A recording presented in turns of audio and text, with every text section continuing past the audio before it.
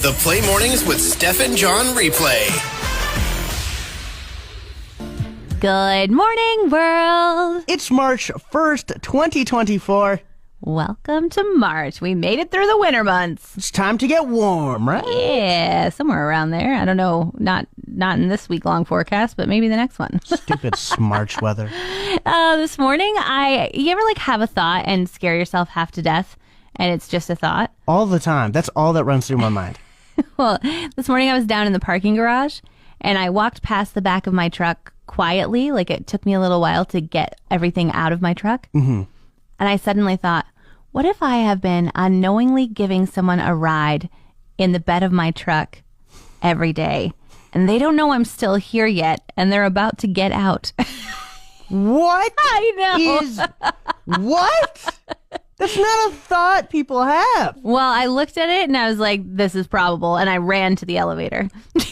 What is your problem? Not going to give them a chance to attack me. Good morning.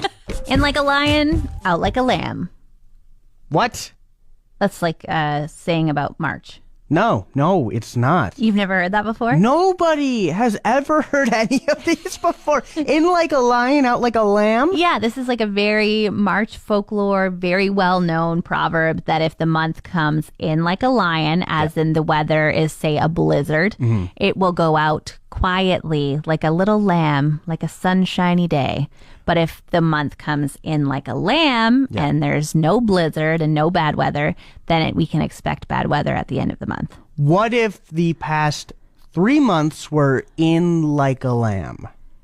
You know what? That's never happened in my lifetime. So I'm not really sure. But I do feel like today, even though it's minus 15, that's a very typical, normal kind of day for March. Yeah. And it's supposed to be sunny. That I feel like now that means at the end of March, we're going to get the out like a lamb, out like a lion thing. Really? I'm sorry to say. This isn't going in like a lion? This is not coming in like a lion, no. I have some other March folklore. Would you like to hear these other ones? Yeah, please, if they're going to make me feel better. So many mists in March you see, so many frosts in May will be. Why are you making fun of me? No, I think that's like if it's very foggy in March, then you'll see frost in May. As in, if you get fog in March, you're going to have cold in May. These aren't real. A peck of March dust and a shower in May makes the corn green and the fields gay. What? As in, if you're going to have some snow in March and some rain in May, then you'll have a great harvest. Who wrote these proverbs? I don't know, but here's one.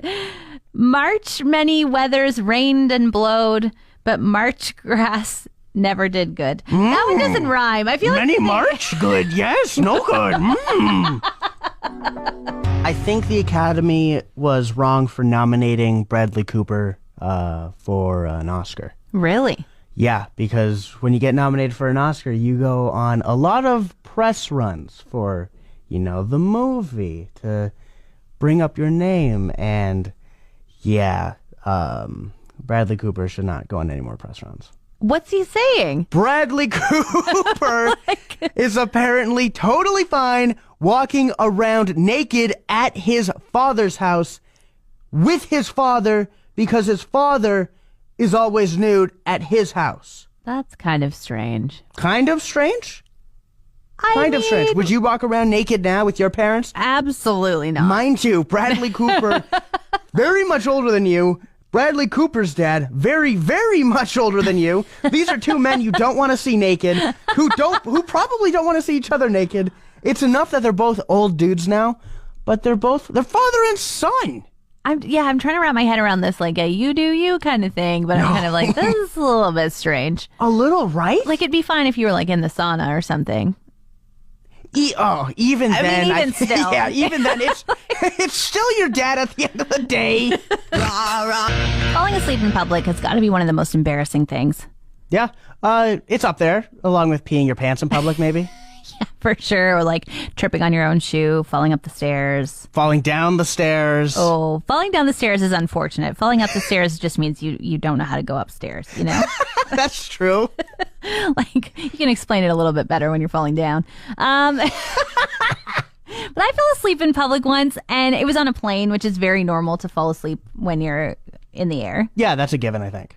But I fell asleep on a man's shoulder that That's I not a didn't given. know. Yeah, he was just a stranger, and I had no idea. And I woke up when the flight attendant was like, "Do you want a ham sandwich or a turkey sandwich?" Okay. And I was like, "Oh, no, thank you." And then I just kind of like opened my eyes and like, you know, when you kind of come to and realize what you're doing and your head is still where you left it, as in on this man's shoulder. Yeah. And so I, sorry about that. And he's like, "Oh, that's okay. You can put your head back." And I was like, What?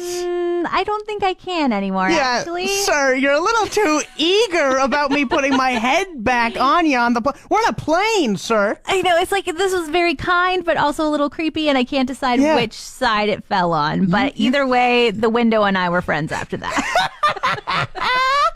I thought of something that if we can turn it into a reality, we'll be rich. We'll be okay. Yes, lay it on me. Okay, perfect. It involves groceries and AI, both of our two favorite things. I mean, groceries are my favorite thing. I'm a little bit tired of AI, but go ahead. Okay, well, at the very first use, you'll input every single grocery item you usually get every 2 weeks or every time you go grocery shopping. Okay. And then with that information, once you start running out of groceries, you just have to take a photo of the inside of your fridge, and then it'll instantly analyze everything you do or don't have in your fridge, what it needs to reorder, everything like that. And if you want something special, after everything's done, you can like add a Ben & Jerry's ice cream or something like that. Okay. I can see how this is actually making AI work for us instead of us working for AI. Exactly. I like the way you're thinking, John. Thank you. Okay, I'd like to add to it. Okay, sure. I think it would be cool. And I know there are apps where you can like input all of your grocery items that you have at home and they'll come up with a meal for you. But what if you could, as you said, scan your fridge and then it would just be like, "I see that you have some cream cheese expiring in that back corner. You could use this for your meal tonight to make sure you don't waste your food." I like that double whammy. Okay, how about this? Oh, okay. We take that idea. My idea is what we get them hooked with. Okay. And then your idea will be like the plus version. Oh, yeah. So Yeah. we can get like subscriptions going. 1,000%. John, we are amazing. Don't Right? anyone steal this idea. It's Yeah. ours.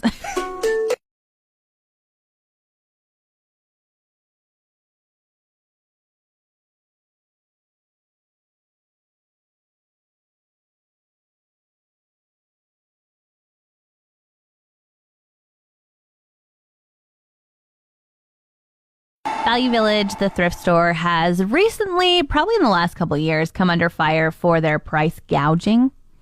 Gouging at a thrift store, I know, of all the items that they get donated to them. right? Yeah, they're the ones that need to make the money. Yeah, so they have been doing, selling clothing from Ardene's that regularly you would get for $12, and they're like, "This dress is worth $24." It's like, Yep. huh. Or sometimes they'll sell things that still have their price tag on, and they are putting it up higher than the person who donated it paid for it. Wow. And then there's the Dollarama items that have the Dollarama logo on them or sticker still on them, and then Value Village is selling them for 5 times more than Dollarama did. Yeah, because the sticker has the exact price on it. Uh-huh. Oh. So it's pretty glaring that they're, price gouging, as you would say. A little bit. All signs point to yes. So instead of fixing that, instead of worrying about, like we should pay a little bit closer attention, we should look at these things, they just posted signs, no cameras. Whoa. No filming, no photography any longer in their store because they'd rather that than fix the problem where they're making extra money. That's quite a left turn. People hated you, and now people really hate you. It's very 2024 of them, I would say. Scammers, could you be any worse? Could you be? Okay, is this about friends? It's about a friend, Matthew Perry. Oh. Yeah, he unfortunately passed. Rest The in only peace. friend member to pass, right? Yep. Yeah. Well, some scammers got a hold of his Twitter account and started asking for cryptocurrency. Like, yeah, could you be any grosser? He's dead. This Right? is terrible. Now, the tweet reads, "For direct donations to support our mission in battling addiction, please give to these wallets." Now, wallets are like crypto wallets. It's essentially just a bank, but cryptocurrency. There's 3 there, and then it goes on to say, "Deeply grateful for your generosity. Any contribution is appreciated." And they end it with, the Matthew Perry Foundation. They can be grosser. I stand corrected. Exactly. That is awful. 1,000%. Are people falling for it? Of course they are. I haven't seen anything that says people are falling for it, so thank God that's the case because, well, my grandpa doesn't know what Twitter is, so I think we're good. I think he probably doesn't know what cryptocurrency is either. Let's see right here. Or old people in general don't, so I think we're okay because us millennials, we're up on our friends' cryptocurrencies. Us millennials, eh? A new change has happened without our permission, and it's affecting millions. Oh my gosh. Microsoft Office changed their default font this week. Oh, what to what? They changed it to something called Aptos. Aptos. Aptos. It used to be called Calibri. Yeah. Remember that one? Yeah. I do. And it has been the default font Calibri for 15 years. Yeah. Prior to that, it was Times New Roman. Yeah. Which I must say, Calibri is way prettier. Like, Then Times New Roman, really? yeah, Times New Roman just reminds me of like an essay in university. That's right. It feels like you are definitely writing an essay, like 12 font. Yeah, and it's the letters are so close together. Like it would take so much longer if you're writing in Times New Roman compared to Calibri. Yeah. To get to the bottom of the page, you know? Yeah. And it wouldn't look as nice. But now they've changed it again. They're like, Calibri was nice, but let's bring in Aptos. Aptos, okay. And the guy that created this font, he's the world's leading type designer. That's what he does for a living, is design fonts. Imagine tricking somebody into believing that's a title.